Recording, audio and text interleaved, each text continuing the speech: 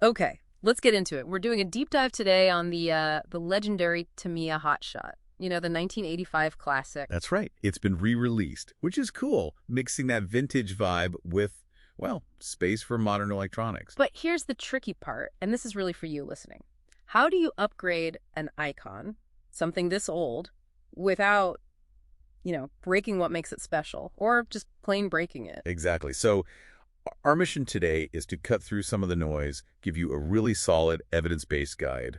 We're looking at steering servos and servo savers for the HotShot. Right, focusing on popular stuff people are trying, like that Animos 20-kilogram servo.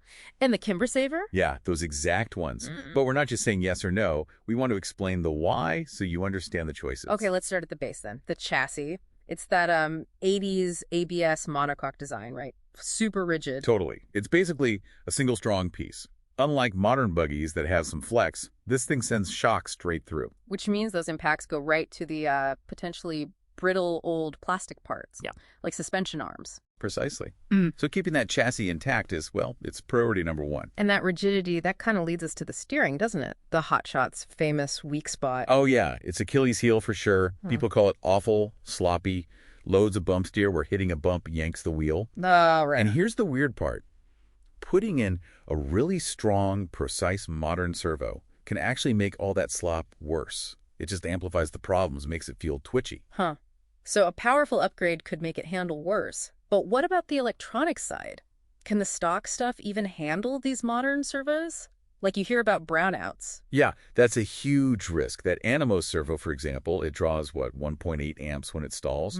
That can totally overwhelm the standard Tamiya speed controller's BEC, the battery eliminator circuit. It just can't supply enough power. And then lights out, loss of control. Yep, brownout, everything cuts out for a second. So you definitely need a better BEC. Something like the one in the Hobbywing Quick Run 1060, that gives you 3 amps at 6 volts.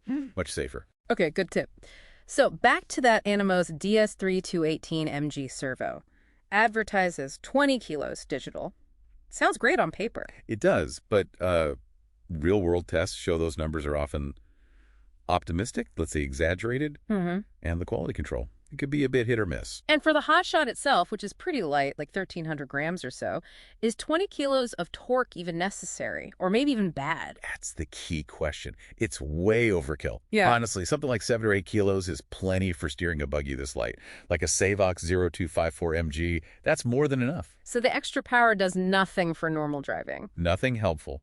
But during a crash, that massive torque suddenly becomes a liability. It can just destroy those vintage plastic parts, the arms, the chassis mounts. Ouch. Even if you've upgraded to aluminum knuckles. Even then, the force has to go somewhere. So yeah, it's really the wrong tool for this specific job. Okay, so if the servo can be like a small bomb waiting to go off in a crash, how do you protect everything? That's where the servo saver comes in, right? The mechanical fuse. Exactly. It's designed to absorb shock and protect the servo gears and the linkage.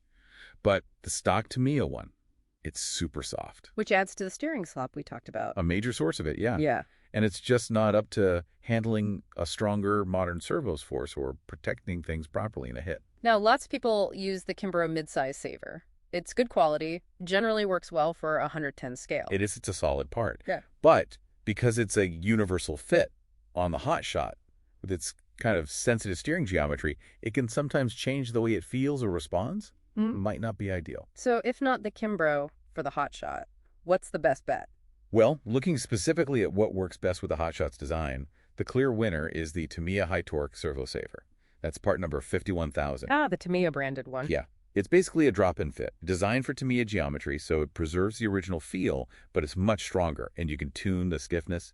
People find it makes the steering way more stable and accurate. Okay, so let's nail down the recommendations. For the servo, you're saying avoid the Animos DS Servo 20-kilogram one. Definitely reject that one for the HotShot. Instead, go for a quality digital servo with metal gears, but moderate torque, like that Savox SC0254MG we mentioned. Or maybe some of those low-profile ones, like the JX PDI 4409MG or the SPT 4412LV Power HDR 12. Yeah, those are excellent choices too. Yeah. Good performance without the excessive, dangerous torque. And for the servo saver, the big recommendation is? Strongly recommend the Tamiya High Torque Servo Saver, part number 51,000. Wow. It's just the right match. Got it. And quickly, installation tips. Anything crucial people need to know when putting these in. Okay, yeah, good point. First, always center your servo before you connect the linkage. Super important. Okay. Then, you must set your transmitter's endpoint adjustments, the EPAs. This stops the servo trying to turn further than the steering allows. Prevents strain, prevents damage. And if it buzzes at full lock? That means it's still straining. Reduce the EPA on that side until the buzzing stops.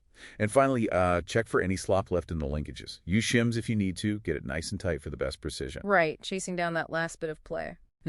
So wrapping this up, what's the big takeaway for you? It sounds like upgrading a classic like the HotShot isn't just about slapping in the most powerful or the cheapest parts you can find. Not at all. It's really about understanding the original car, its quirks, its limitations, and then making smart choices that work with it, you know? Enhancing it, not overpowering it. Yeah, sometimes less torque means more protection for the vintage parts, and a part designed specifically for the car beats the universal one, even if the universal one is popular. Exactly. Perfect fit over brute force in this case. Okay, so here's a final thought to leave you with. Yeah. Thinking beyond RC cars. What other classic designs, maybe in technology or other hobbies, might actually be best served not by the biggest, strongest upgrades, but by a more thoughtful, nuanced approach that really respects their original character? Something to think about.